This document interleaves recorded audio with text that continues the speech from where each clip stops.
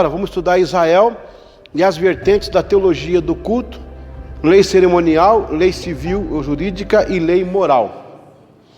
Essa para mim é uma parte muito importante, porque aqui começa a ser desenhado de fato a proposta não só para Israel, mas também para a igreja. É interessante isso aí. A gente vai trabalhar um pouco nesse tema agora aqui. Glória a Deus. A lei cerimonial eram os ritos que apontavam para Cristo e foram findados na obra de Cristo. Portanto, eram exclusivos para Israel. Você vê a palavra ritos e rituais, são iguais, são diferentes? São palavras próximas, né? O ritual é algo abrangente. O ritual da Santa Ceia. O rito é a forma de fazer a ceia. Alguns fazem a ceia no final do culto, outros fazem no começo do culto. O rito qualquer pode ser diferente. O ritual é a Santa Ceia, que é, no caso, a Eucaristia. A Igreja Católica roubou esse nome para ela, mas é para toda a cristandade. E é bonito esse nome, porque significa ação de graças, né? Eucaristém, no grego, né? Mas o ritual é o que vai ser feito. Teremos um culto de evangelismo, vai ser um ritual, vai ser músicas de evangelismo e uma mensagem. Agora, o rito, como é que vai ser? Você vai pregar antes ou depois? Vai ter duas músicas, a pregação, depois mais uma música? Isso que difere um pouco. Então, a lei cerimonial eram os ritos que Deus estabeleceu no tabernáculo para ser didático ao povo de Israel, né? Presta bem atenção. O povo já estava há 215, não foi 430 anos que passou, o pessoal tem uma confusão de datas aí. Lembra que até o nascimento de Isaac foi 60 anos. Quando Jacó entrou lá, ele estava com 130, com mais tanto, dá 215. 215 anos lá dentro, eles vão ser escravizados só no final, vai dar 80 anos de escravidão mais ou menos. Agora, quando você fala há 400 anos no Egito, tudo era Egito, o império era egípcio, tudo era Egito. Dentro do Egito, 215 anos. E aí esse povo está vindo desse lugar, eles já perderam. Primeiro que não havia rituais com os patriarcas, o máximo que tinha era um altar. Era um oferecimento de um altar, de um animal, mas não havia um rito de adoração, tipo uma sinagoga, um templo, alguma coisa assim. Então Deus agora ia dar um modelo para Israel. Isso depois ia tornar-se no templo. Depois ia se esfacelar como sinagoga e finalmente como uma igreja. Então é a partir daí que começa. Então essa lei cerimonial, ela vai ficar restrita a Israel. A lei civil ou judicial organizou o povo como nação. Então, veja, repita comigo assim, ó: família, tribo, povo, nação, Estado. Então, nesse caso aqui, já é um povo que está indo para ser nação.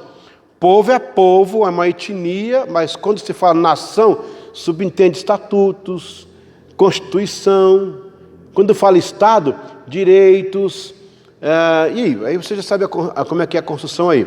Organizou o povo como nação constituída. Assim, eram leis ligadas ao povo, enquanto Deus era o magistrado. Podemos estudar alguma aplicabilidade, não que seja obrigatório. As leis civis e judicial de Israel, a gente pode até estudar alguma aplicabilidade, mas não é para a gente. É especificamente para o povo de Israel. Isso, inclusive quando é uma lei, no caso da cerimonial, aí é realmente em Cristo findou. Em Cristo findou. Não tem mais sacrifício, que Cristo foi o nosso cordeiro, que foi sacrificado. E assim vai. Aquela tipologia de Cristo findou nele também. Ele agora era tudo se resumia, a lei se resumia nele. A lei civil e a judicial também não é para nós, é para Israel. Mas há coisas que podemos usar. Há coisa que pode ser usada, pode ser transferida por culturas, não que se... Porque se a gente tirar as leis brasileiras, as leis mundiais, para só viver aquela lei do tabernáculo, vai ficar difícil, né? Não tem como. Inclusive olho por olho, dente por dente, e aí vai. As leis civis, as leis judicial, então é mais para Israel. Já a lei moral é a que revela o parecer de Deus para toda a humanidade, pois são aplicáveis a todas as culturas. Eram leis para corrigir erros morais e estabelecer a santidade do seu povo. Essas leis transcendem aos tempos, nações e culturas. Eu acho que essa aula aqui, pastor Cláudio, é muito boa para a gente dirimir essa confusão que tem, né? O que é para Israel, o que é para a igreja? O pessoal... Bom, eu não vou tão longe. Eles repartem a Bíblia em Israel, igreja e nações. Diz que a Bíblia tem uma parte que é para Israel, outra é para a igreja, outra é para as nações. Assim, você tem que fazer um negócio mais acurado. Falando de uma forma mais simples de entender, eram 3 leis, tá? As leis cerimoniais, as leis civis, pode ser jurídica, e as leis morais. As cerimoniais findam em Jesus, tá certo? Findam em Jesus. Aí, inclusive, nosso estatuto, bom, pelo menos lá no nosso estatuto fala, tem essa explicação. As leis civis é para o Estado, povo, nação de Israel, né? E as leis morais é para toda a humanidade, que a verdade é uma só, né? Ela é uma só. E por toda a Bíblia são corroboradas. É denominada perfeita, Salmo 19:7, perpétua, Mateus 5, 17, 18, santa, em Romanos 7:12, boa, Romanos 7:12, espiritual, Romanos 7:14, ilimitada, Salmo 119, 96. A lei cerimonial ou ritual foi dada a Moisés para o povo de Israel, contexto e épocas locais. As que apontavam para Jesus findou na sua obra. Eram leis de sacrifício, rituais de serviço do templo. Até porque o templo não existe mais, né? Não tem mais templo. Quando a pessoa fala assim, eu vou lá a Israel, naquele muro das lamentações, que é uma parede do templo de Salomão. Não é. Ali é uma plataforma do templo, não templo, do templo de Herodes, do templo que estava lá. Uma plataforma que saía longe do templo. Era só um muro que fazia para poder segurar a terra, tipo de, né? Como é que chama? Muro de arrimo que chama? Para segurar, para manter ali, porque... Contenção, muito bem. Isso mesmo. É bom ter o Salomão na sala, porque sempre está nos ajudando. De verdade, contenção. O templo de Salomão, ele era maior do que o templo que foi feito na época de Salomão, o templo de Herodes, a reforma que Herodes fez, né? Quando você fala assim, mas é o terceiro templo, o segundo templo? Não, no templo de Zorobabel foi uma restauração. O Herodes mexeu nos locais, Herodes expandiu, aumentou, ele deu... Herodes coloca fundação egípcia e colunas gregas. Você viu que tem coluna grega lá? Não havia isso no original. Aliás, a Grécia estava se formando ainda. A arquitetura grega não tinha informação. Então, Deus deu o modelo para Salomão lá atrás. Mas aí o Herodes vem e constrói aquele big de um templo para conquistar. Não teve um cara mais político que Herodes, cara? Não, acho que não vai ter, não. Você começou falando ontem daquele cara. Ele é do meu, para começar. Ele é do meu. Não é, pena, porque podia ser do teu, mas é do meu. Ele é do meu. A Idumeia ficava ali no sul, né? Onde era Pérea, onde era ali embaixo. Então ele tinha um certo aproximação com Israel. Ele vai e casa com a filha de Aristóbulo II, se não me engano, a Mariana, é neta de um dos Ramoneus, né?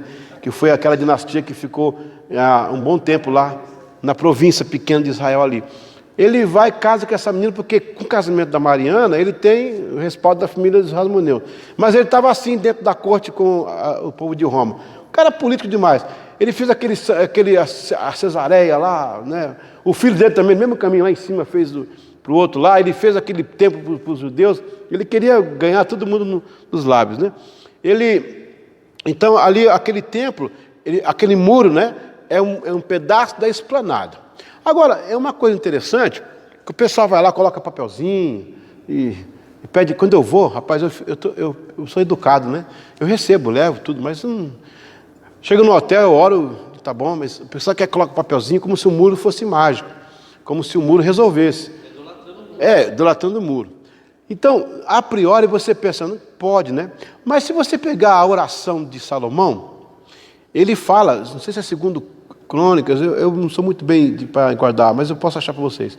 Ele fala, Senhor, ao estrangeiro que vier para este templo, ouça a sua oração e responda para que eles saibam que há um Deus em Israel. Ele pede para que o estrangeiro que vier, os que vierem de além mar, de longe, só faltou falar Brasil, Curitiba, só faltou falar isso.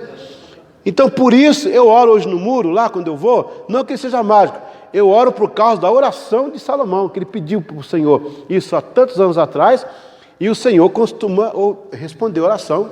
Jorge Miller, depois de morto, Deus respondeu muito a oração dele ainda, né? Pastor, o senhor esbarrou, mas o senhor passou tão rápido, só para algumas pessoas entenderem que o templo que eles estão querendo reconstruir é o terceiro. É o terceiro. O pastor está falando ali que isso, só fez uma reforma.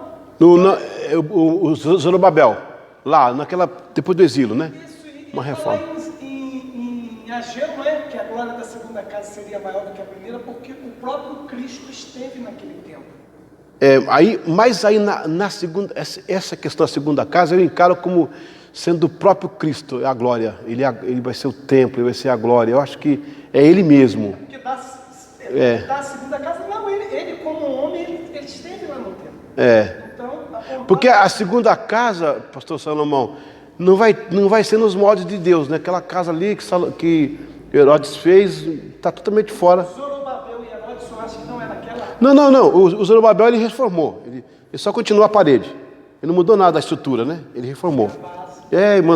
Levantou. Neemias também construiu os muros, tudo e tal.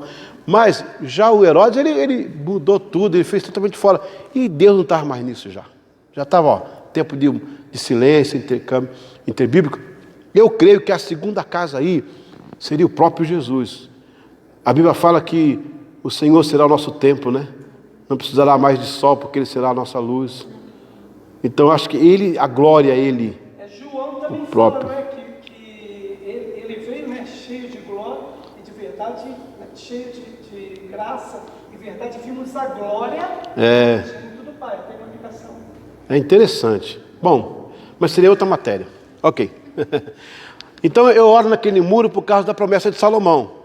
Não no muro, não toca, o muro fica tremendo. Não. Não. Eu paro lá, eu oro, Senhor, a oração de Salomão que tu fizeste, estou aqui e tal. Amém, glória a Deus. Assim como em Berseba, eu ajoelho onde Abraão ajoelhou e fez um concerto. Eu faço ali um concerto também. Lá no Getsemane, eu peço para o pessoal sair um tiro de pedra para falar com Deus, simbolizando aquele ato, não que seja o ato, que seja mágico, não. É uma questão só de lembrança, né? Por aí. Eram leis de sacrifício, rituais civis no tempo, já a lei moral, não sei o que eu já falei, né? Não, continuar aqui. A lei moral constituída pelos 10 mandamentos e ministrada pelos profetas. Ele não removeu. Pode ver que não removeu. E quando se menciona a lei, aqui não é no sentido mosaico, e sim memorial. Então aqui tem um perigo de você afirmar que a lei moral serve para nós. Estamos na lei e a graça. Não, a lei no sentido de indicativo. Não aquela lei, olho por olho, né, dente por dente. Não, a lei como dispositivo de indicativo. A lei como um norte, como uma bússola. O povo sem lei não vai a lugar nenhum, né? Esse memorial contextualizado para os nossos dias. Um erro é dizer que não se dizima por ser da lei. No entanto, o dízimo é descrito e praticado antes da lei. Então pode continuar dizimando, que é benção. Na verdade, o dízimo e a oferta são frutos de atos de fé e cada um e não uma obrigação em si. Aí não confunda cerimonial com liturgia. Muito importante agora esse ponto aí, tá? Os nomes se parecem em função, mesmo estando ambos ligados ao culto. Porém, neste caso, cerimonial se aplica estritamente a Israel, porque era, além de uma liturgia, envolvia sacrifício de animal. Então, nesse contexto, o cerimonial para Israel é isso aí. Era bem um culto assim, né? Também envolvia sacrifício de animal. Até os dias de hoje eles sacrificam animais lá? Não, parou. Não faz mais. Inclusive agora mesmo, que com as leis novas internacionais, é que não faz mesmo.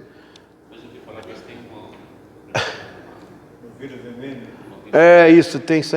E também algumas linhas escatológicas dizem que eles vão voltar a sacrificar, né? As linhas escatológicas. É uma área que... eu não vou entrar nesse mérito porque não é minha área, mas dizem que tem esse também.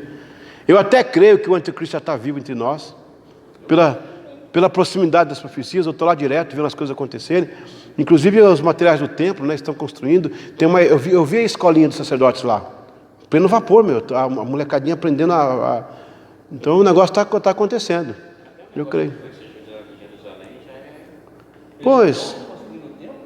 Não, templo não. Ali o templo, meu irmão.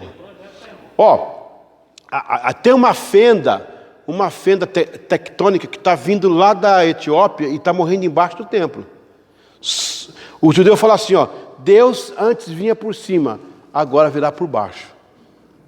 Só isso para tirar aquele negócio de lá, aquela mesquita. Só isso. Pastor, mas eles evacuaram aquela mesquita, inclusive o pastor Roberto, eu comentando com ele alguns anos atrás, falou, ele não, eu estava lá e escutou um barulho e tal. Então, sei lá, eles evacuaram, falaram que tinha uma bomba, não sei se o senhor lembra. E tal. Quer dizer, numa dessas aí eles vão dizer que tem uma bomba, mesmo que explode o negócio e toma. Entendeu? A Bíblia fala no fenômeno que vai abrir o Monte das Oliveiras. Aquele muro que você vê hoje lá, ele é mais recente, ele tem 400 e poucos anos. O primeiro muro que está ali é os Jebuseus, do tempo de Davi ainda, né? De Jebus. Depois o segundo muro vai vir com os muçulmanos, eles vão construir ali um muro e vão conservar aquela entrada de ouro, a Golden Gate. Mas aí o Salomão fica sabendo que o Messias vai entrar por ali, então ele manda fechar. 1560 e pouco, os ocupadores na época, eles vão construir, né, os otomanos vão construir lá o muro que está lá hoje, que tem 400, ele é de 1500, né, esse muro. Mas a porta de ouro está lá, que não é aquela porta, foi o sultão que mandou fazer aquela porta, era uma porta menor, mas é o mesmo local. Só que... Isso, então, eles quando ele leu a escritura de Isaías e viu que... Aí mandou colocar, e colocou cemitérios lá. Logo depois também os judeus começaram a ficar ali, porque o Messias vai passar por lá, com vontade de ressuscitar. Tanto é que o Yitzhak Rabin está lá. Alguém disse assim, mas peraí, não pode passar o sacerdote no meio de covas, porque é maldição, como é que vai ser? Primeiro que essa lei já aboliu em Jesus, não é ser por isso. Mas para não deixar essa chance para ninguém vir com lei para cima de Jesus, diz a Bíblia que vai se abrir no meio o Monte das Oliveiras, que fica bem em frente. Então não vai ter morto para ficar no meio do caminho. Vai abrir, ele vai passar arrebentando tudo e acabou, resolveu o problema. Se o negócio é esse problema, vamos abrir esse negócio. Diz uma tradição muçulmana que quando uma mesquita ela sofre uma fissura, uma rachadura, ela tem que ser abandonada, desmontada e abandonada. Também. Diz que aquela mesquita azul, né? Da Sofia, lá da Turquia? De Jerusalém, De Jerusalém, tá. diz que está fissurada. Isso que na tradição deles diz que a mesquita tem que ser demolida. Bom, o que eu acho mais importante ali naquela mesquita, eu tenho ido lá, eu tenho sorte que quando chego lá está aberto, né?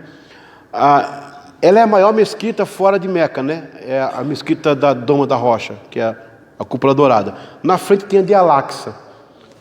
A de Al-Aqsa foi construída no tempo dos cruzados, mas depois, com a invasão muçulmana, transformaram em mesquita. A de trás, que é a grandona, então, na época quando o califa mandou construir, ele mandou vir pedreiros da Turquia, e que eram crentes, né? E aquele templo, ele é cristão. Eles adoram um templo cristão, é octogonal. Interessante aquilo lá. Eu fico dando risada, falando aqui, chupa essa, né? Glória a Deus. Em ambos os testamentos, tanto no Velho quanto no Novo, aí tem um anjo, cara, que aumenta o microfone, já viu? É a pílula.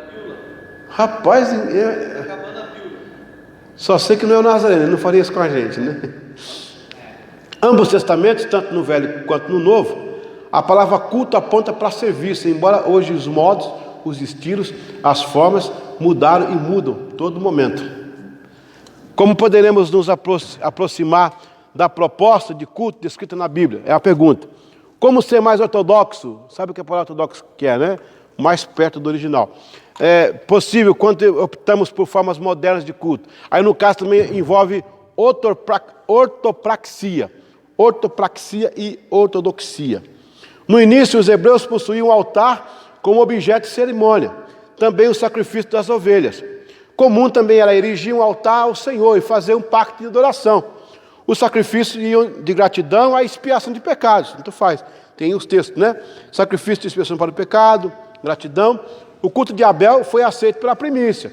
Deus espera que cultuemos em primeiro lugar. Já Caim teve o seu culto rejeitado, pois os elementos de culto não eram aceitos como adoração. Quando nos reunimos para outras coisas... Vocês pegaram aí, né? Porque Abel trouxe o cordeiro, né? e Caim trouxe uma abóbora. Diz que só pensando aqui, podia ser outra coisa também, um quiabo, sei lá.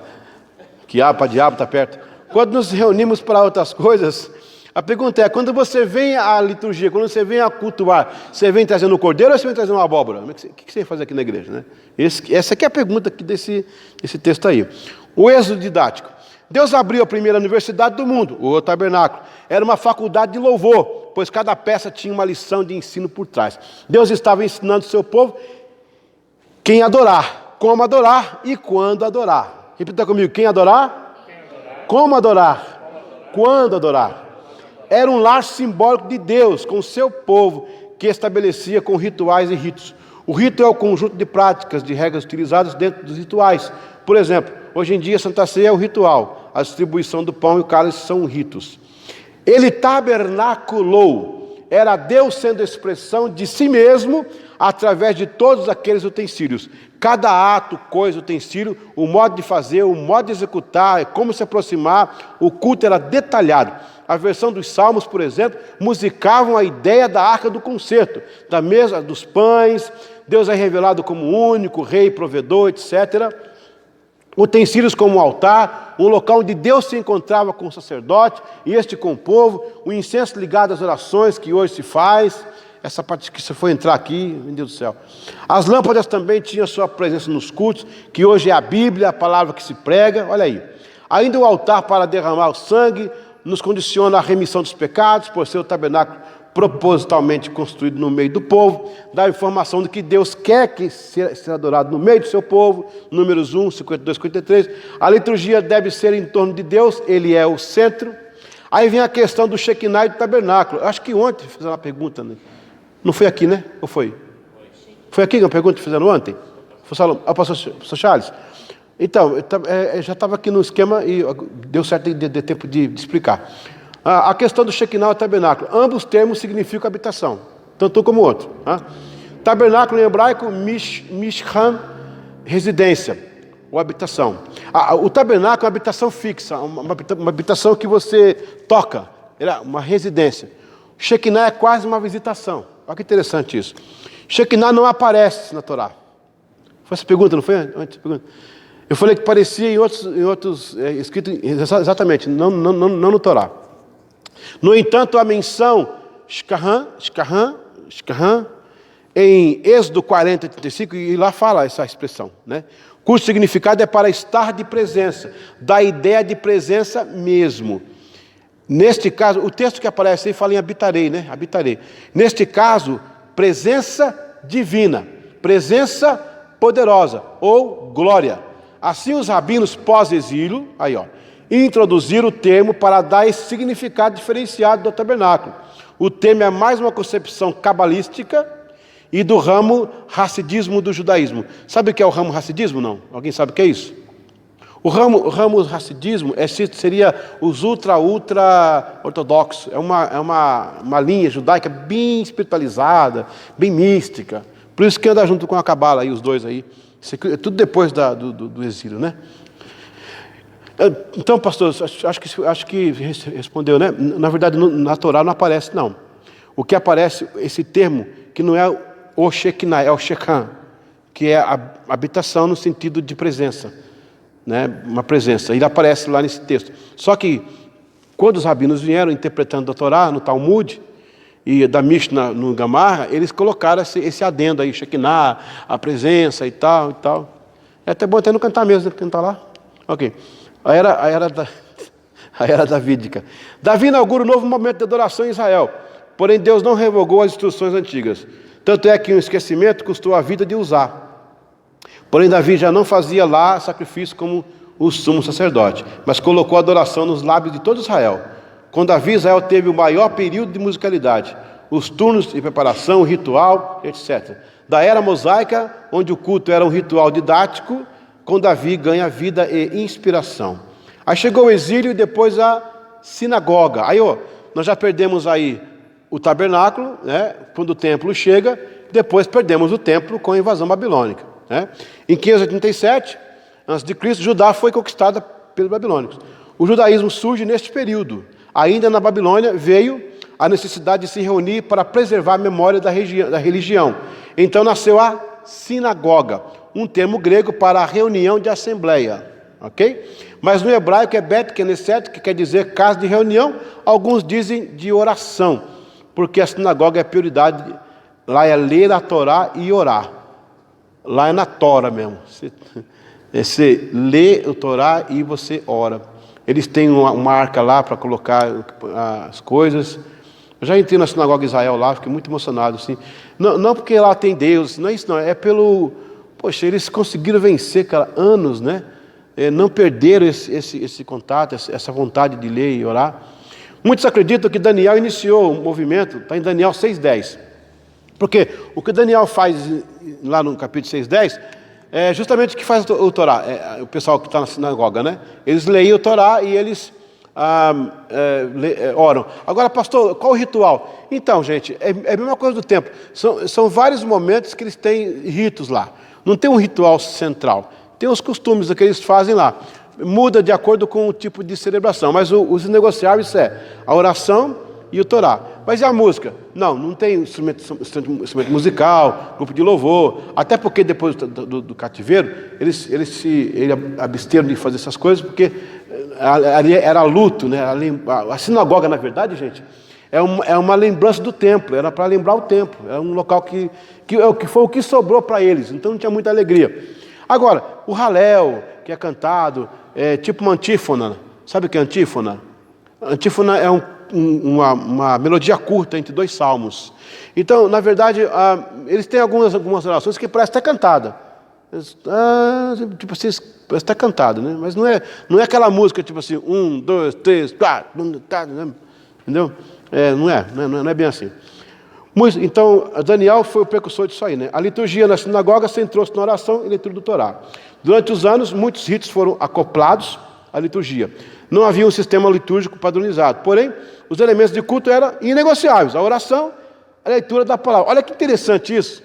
Parece que Deus foi segurando, né, rapaz, esse negócio. E depois vinha a igreja, e a igreja se mantém nisso aí. A música oscilou, não era uma das prioridades, era o costume de recitar salmos, e alguns eram entoados, não com alegria, por causa do cativeiro, e sim por devoção. Esdras inseriu na liturgia a leitura do Torá. Desta feita o templo foi restaurado, o povo. O templo foi restaurado, os sacerdotes voltaram à atividade, sacrifícios e ofertas. Apenas a figura do rei desfalece e aumenta o desejo de receber o Messias. É o início do chamado judaísmo, ou seja, o ambiente social, cultural, político e religioso do povo hebreu, formado a partir de volta do exílio babilônico, no qual se formou o cristianismo, né? Nesse período, 3 ênfases básicas são o sábado, a circuncisão e as leis alimentares. Esse povo muda de nome 4 vezes. Quando chega o tempo de Abraão, eles são hebreus. Quando sai do Egito, são israelitas. Quando volta do exílio, são judeus. E agora são israelenses. Resumo do AT, não, isso aqui não vou ler, porque já falei isso aí. No AT não havia liturgia única. O AT é Antigo Testamento, tá, gente? Alguém perguntou o que é AT, eu falo, acabou tudo. Não havia uma liturgia única e central, e sim elementos de culto. Os cânticos, sacrifício e ofertas, as consagrações. Por ocasião de cada festa, o seu tipo, eles realizavam a dinâmica litúrgica do momento. Lembrando que Miriam dançou depois da travessia do mar. Nos dá a ideia que a dança era parte da celebração de vitória. Então, gente, hoje tem essa questão da coreografia na igreja. Eu não sou de falar mal, meter pau, porque é tão ruim ficar metendo pau nas coisas. Até porque eles dizem que é um momento que os jovens têm, é mais um grupo para se ocupar na igreja. Mas às vezes, pensando bem, o que essa dança transmite no culto para a gente? É um momento que para o pessoal dançar na frente lá, e você fica olhando, às vezes a música é legal, fica aquele negócio, perdeu-se um tempinho. Eu vi um grupo chamado, aliás, lá na minha igreja dos Estados Unidos, a irmã implantou esse sistema, a pastora Lúcia, achei muito legal, adoração com dança. Eles fazem o gesto, mas nas libras. Bom, aí já tem uma coisa mais significativa, né? Além de dançar e tal. Agora, na verdade, nós fazemos por uma cronologia inserida no ritual ou na liturgia. No tempo de Israel, haveria de ter um motivo para isso. Havia um motivo para isso. Quando Miriam dançou, você não vê em Êxodo ela dançando o tempo todo, você vê? Não. Você vê naquele momento que ela dançou lá e cantou lá, e só o Senhor é Deus, aleluia. Porque o motivo, sabe, entendeu o que eu estou falando, né? Não era mecânico, não era uma coisa assim, tem que fazer porque tem um culto. Era motivado. A mesma coisa vai acontecer no Novo Testamento. Eu estou louco para entrar no Novo Testamento com esse negócio da liturgia, porque é muito bom lá. Os cânticos, sabe como é que eram os cânticos? Olha, desde a Santa Ceia até os patrísticos, o 7º século ali, o cântico ele vem no fim da celebração. A gente canta hoje para encher linguiça, para o irmão chegando, a turma está tudo aí, vamos cantando. Você está recebendo isso? Espero que sim. Mas é o sentido? Não é. A gente está cantando para o pessoal chegar, todo mundo se acomodar. Vai cantando aí enquanto o pessoal chega. Não é assim, gente. Vamos louvar a Deus pelo... Bom, eu não vou julgar as pessoas, mas no tempo... Veja na Santa Ceia, por exemplo, Jesus canta no final da Santa Ceia. Ou seja, o que... Olha só, olha como é que muda aqui a cabeça. O cântico era provocado pela palavra. Pegou? Era tão forte o que vinha que me levava a cantar e adorar a Deus. Agora tem tanto culto morto hoje que se fosse esperar, você não canta nada, você é com raiva ainda. É ou não é? Tem tanto culto difícil que você fica aqui agora com essas músicas depressivas. O que, rapaz, não aguento mais essas músicas. Já começa assim. Bom, deixa pra lá, vou começar a falar aqui. O cara quer se suicidar, ele entra numa guerra dessa, ele se mata, cara, porque tá louco. O cara que inventou o fado, ele acabou de compor, ele se matou. Olha, o fado é muito triste, cara. Né? Vou fechar o teu caixão com as minhas lágrimas de chumbo. Pelo amor de Deus, cara, pelo amor de Deus. Então, o louvor hoje, eu não sei o que aconteceu. Tem uma onda de worship aí, que são 2 notas. E agora esse negócio, essa música, um Deus lá no céu, um miserável aqui na terra, pedindo, tentando alcançar e não consegue. E o troço vai... Canta a vitória em Cristo, canta aí salvação pela fé, o sangue que me libertou, essas coisas. Mas fica uma ladainha, Rapaz, isso é difícil, um louvor depressivo. É brincadeira, mas amém. Vamos terminar.